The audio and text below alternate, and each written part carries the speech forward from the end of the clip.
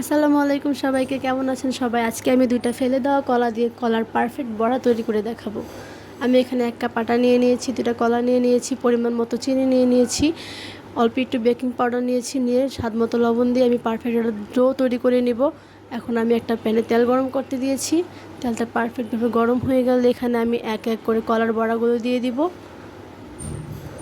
একসাথে অনেকগুলো দেওয়া যাবে না, তাহলে লেগে যেতে পারে।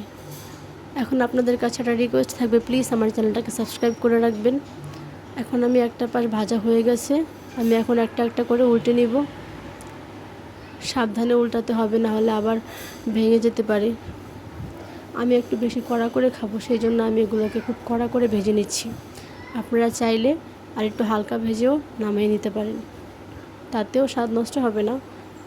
এখন আমি সবগুলো এক এক করে নামিয়ে পরিবেশন করব। গরম গরম কলার বড়া এটা খেয়ে বলছি কেমন টেস্টি হয়েছে। খেতে কিন্তু দারুণ টেস্টি।